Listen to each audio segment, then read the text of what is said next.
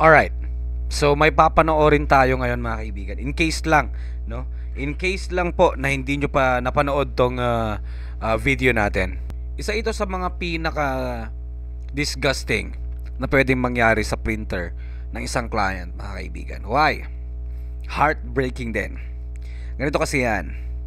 Kahit gaano pa kaingat, no? For example, to the extent na nilalagyan natin ulit sa box, and then tinatambak natin. Well, ang pagkakaalam kasi ng ibang mga clients, once na hindi nagagamit, hindi yun masisira. No. There will always be some possibilities, no, kung bakit masisira pa rin yung printer mo kahit na nakabalot lang siya, hindi naman ginagamit. Mga kaibigan, itong video natin, nature ang sumira. Do you know what I mean?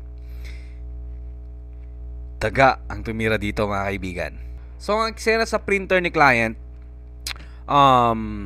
nakatambak lang siya kasi nga parang lumipat siya ng school. And then dinala niya yung printer niya sa school, kung sa board sa apartment niya, na nakabox lang kasi hindi pa nga niya nagagamit eh.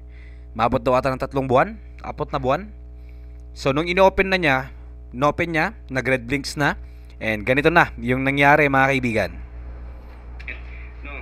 So kita-kita naman sa labas. Mute ko lang 'yan. So yan, nakikita niya naman diyan, mga kaibigan, sira na, naputol na po yung timing belt niya. And hindi mura lang 'yan, yung timing belt na 'yan, mga kaibigan. Mura lang 'yan actually. Pero ang mahal diyan yung labor kasi mahirap yung pagpalit niyan. Okay? Hindi basta-basta yung pagpapalit niyan. So, actually, in-upload ko na rin tong video to, pero gusto ko lang ipakita sa inyo na kung hindi man masira yan, as is na nakatambak lang, nature ang sisira. Wala. Timing belt. Oh, tignan nyo sa loob, mga kaibigan. Mga papel-papel pa dito. Kinagat-kagat na yan ng RATSI. Yung wirings sa motor, mga wires na connected sa may logic board, even sa flex cable ng kanyang power button, mga kaibigan, may problema na rin. Alright? Kaya pala hindi na rin umaandar yan. Buti na lang inopen natin agad. Even sa flex cable sa scanner and photocopy, may problema na rin. Right? So punong-puno yan ng papel, especially dito. Grabe yung papel, mga kaibigan.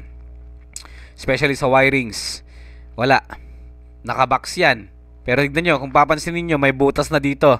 Yes, kasyang-kasya na dyan, mga kaibigan. And yung RATSI na nakita natin, sakto lang dyan. So fast forward natin. So yan, nagkanda sira-sira na siya, no? Ayan, mga cables nasira-sira na rin. And dito sa moment na to, dyan, sa part dyan, may tinatanggal ako kasi ang daming mga nakalagay dyan na mga papel. Until such time, mga kaibigan, na meron akong napansin dyan. Tinuloy-tuloy ko lang yan eh, yung pagtanggal dyan. Yun. So wala pa akong nakikita dyan, pero tignan nyo, as in talaga, as in hindi ko nagagalawin sana yung printer na yan. Pero sinubukan ko lang kasi naka-vlog ako dyan eh. Tinanggal ko lang yan. Dyan na pala namahay yung mga kaibigan nating RATSI. So yun. Oh. May napansin kasi ako dyan na parang tumakbo. Pero hindi ko na na-videohan yun eh. Tinanggal ko na yung waste pad during that time. So naka-free move na siya. Yan. Nangat-ngat na rin, no? Yun. Putol-putol, mga kaibigan. Tignan nyo. Saan na ba yung part na yan? Video. Timing belt. Wala na. Daming mga papel, oh. Oh. Grabe yarn. Ay, nako.